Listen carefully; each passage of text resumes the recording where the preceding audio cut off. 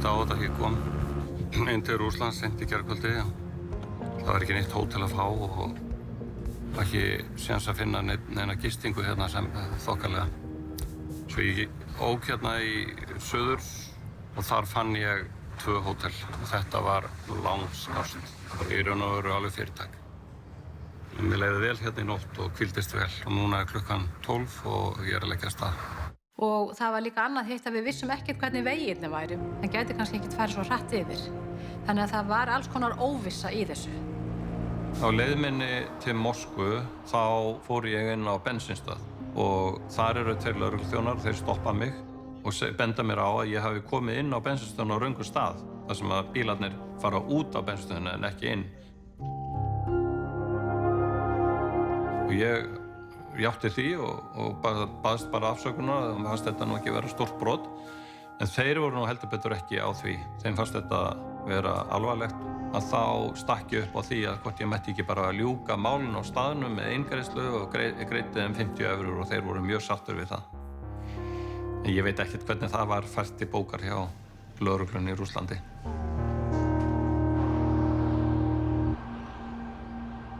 Og ég man eftir því sko að ég var á Varðbergi þegar ég sá lögreglubíl í kantinum og hægði náttúrulega á og hægði og svo keyrði ég fram hjá bílnum og þá var þetta pappabíl.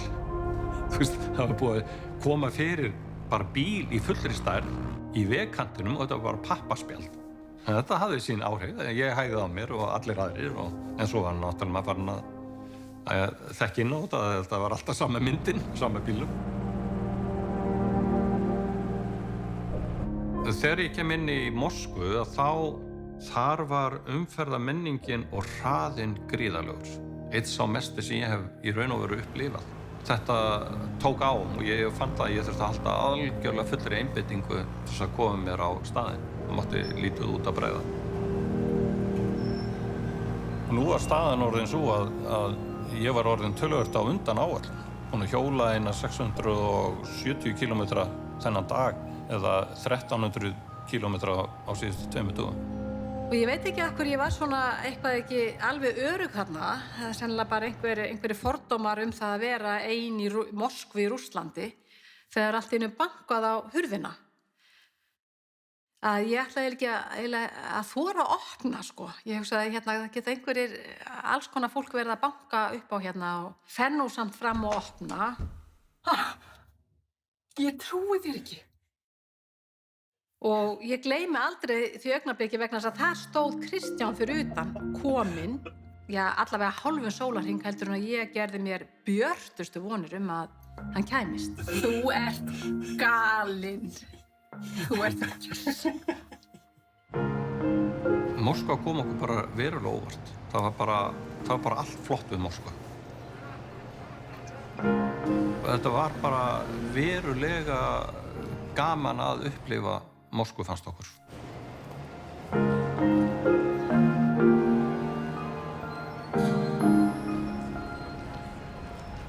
Nú með neðanjarða lestakerfið augnakonfekt og neðanjarða lestastöðarnar voru og eru bara friðaðar í dag.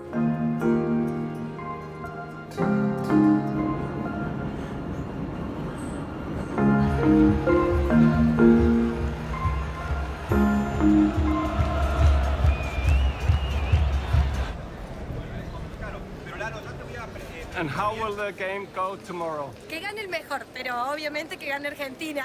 Þetta það næsta sem að komust Spartak-leikvangina. Við fengum ekki leyfi til að fara með í hjólið nær.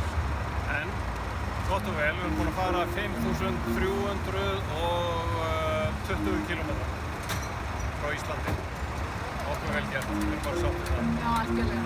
Nú rann upp 16. júní.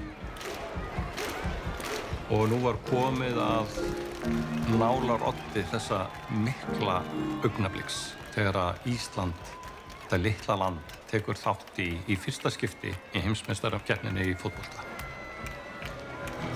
Nú dagurinn byrjaði á því að það voru einhverjir 3000 Íslendingar sem að hittast í s03e03-garðinum þar sem að Jón Jóns og Friðrik Dór, þeir bræður, sjá sönginn og að koma mönnum í gírinn. Bara stemningin var frábær og þarna voru allir að dansa og faðmast og kyssast og þú veist að það voru allir í góðum gír þarna.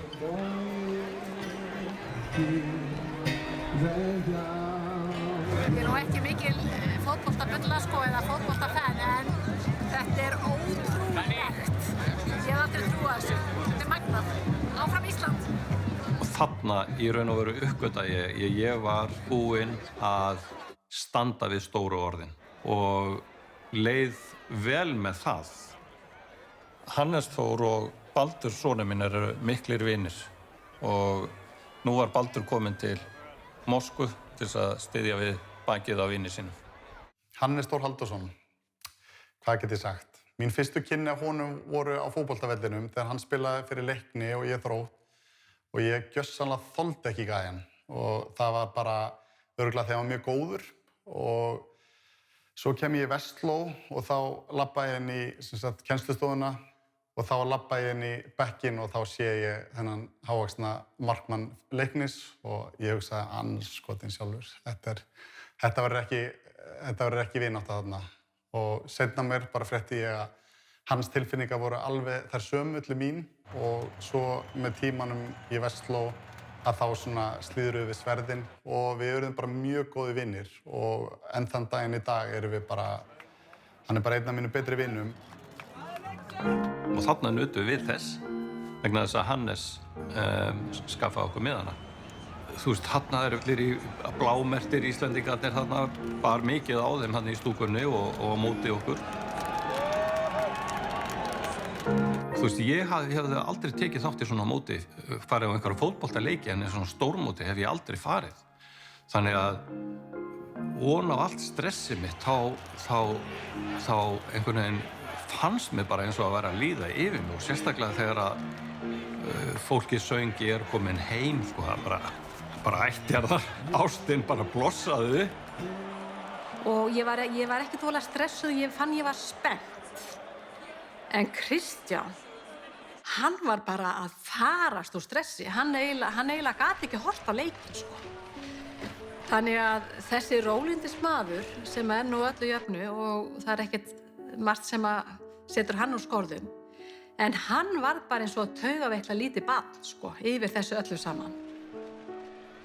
En svo bara allt í einu var flautað á leikinn og svo kemur fyrsta markið, Argentínumenn skora. Ég hugsaði með mér, sko, hvern andskotina er ég að gera hérna? Ég hef ekki nokkrar, sko, taugar í að horfa á þetta. Væri ekki betra fyrir mig bara að vera heima upp í sófa og geta bara staðið upp og farið inn í eldhús og fengið mér eitthvað að drekka heldur en að sitja undir þessu og ég var alvarlega að hugsa það að bara fara út af vellinum og finna mér einhvern rólegan bar og bíða þess að leiknum myndi ljúka sko. Síðan skorar Alfreð og það verður heldur betur sko, það bara trillast allir. Ég sé þarna fólki bara hálf trillt fyrir frá mig og ég sjálfur bara í einhverja algjöru geðshræringu. Kemur vítið á okkur og það var náttúrulega annað sjokkið og ég hugsaði með mér þú veist, af hverju er ég hérna og allt það. Og Hannes ver. Og ég get sagt þér það, ég mun aldrei gleyma þessu mómenti þegar drengurinn ver, sko. Og það verður það mikil, sko, bara geðshræring í öllu og allir að faðmast og allt það og ég ranka bara við mér í faðminn á Höllu, konu Hannesa og Halldóri pappa og það voru bara allir að faðmast. Það var bara eins og við hefðum unnið leikinn, sko, þegar þessari stundu kom. Þetta var stórkostlegt móment, sko. Niðurstaða leiksins var jafntefli og fögnuðurinn var þannig að það var bara eins og við hefðum sigrað leikinn. Þannig leið okkur.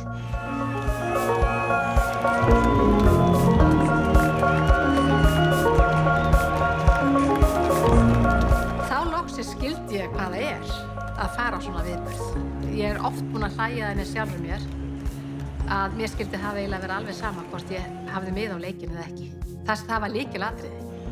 að koma þarna og upplifa þetta og fá þetta bara beint í æð og beint í hjarta. Þetta var stórkostleg stund.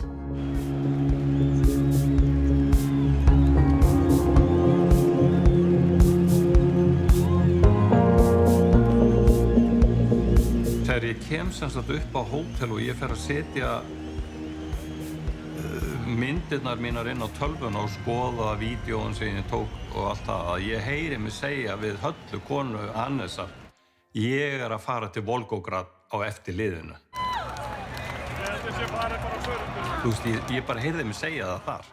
Og þar með var ákveðið að ég væri að fara að fylgja liðinu.